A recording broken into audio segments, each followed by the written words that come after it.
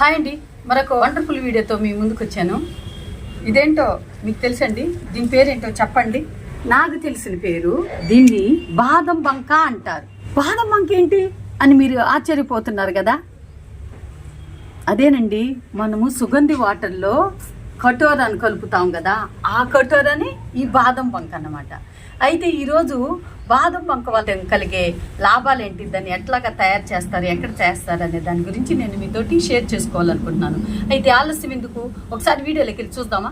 నేను మీ కోటీశ్వరిని. Welcome to our YouTube family.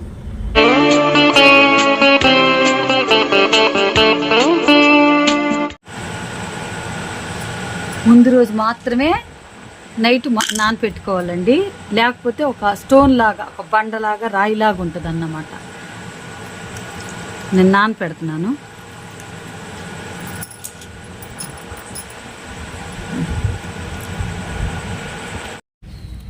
ఇదిగేనండి, రాత్రి నానపెట్టాను కదండి.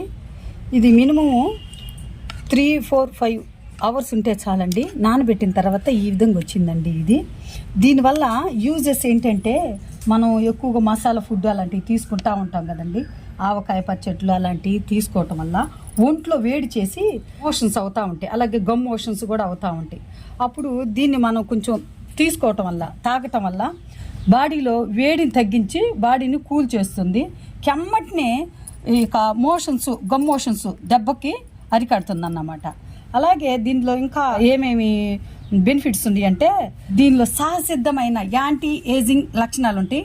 వయసు పెరగటం వల్ల వచ్చే ముడతలు కూడా తగ్గిస్తుంది. డ్రై స్కిన్ని మృదువుగా చేస్తుంది. మన బాడీలో వ్యాధి నిరోధక శక్తిని పెంచుతుంది.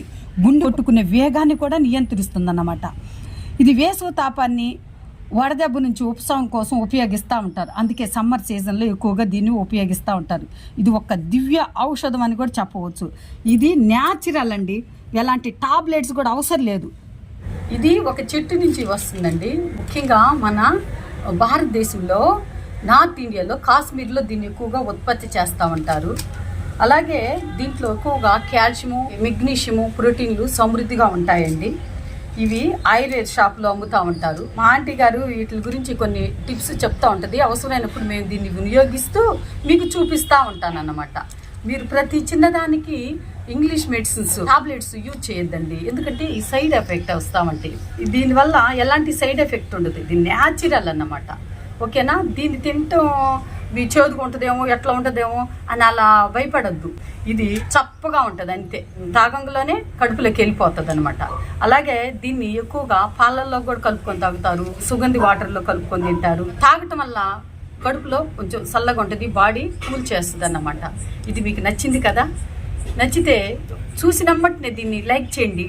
అలాగే మీ ఫ్యామిలీ ఫ్రెండ్స్కి, మీ ఫ్రెండ్స్కి ఈ వీడియోని షేర్ చేయండి. అలాగే మీ అభిప్రాయాన్ని కామెంట్లో పెట్టండి. సబ్స్క్రైబ్ చేయటం మాత్రం మర్చిపోవద్దు. ఇలాంటి ఎన్నెన్నో హెల్త్ అండ్ బ్యూటీ టిప్స్ కోసం మీరు నా ఛానల్ని సపోర్ట్ చేస్తారనుకుంటున్నాను. అంతవరకు బీ విత్ యువర్ టైం.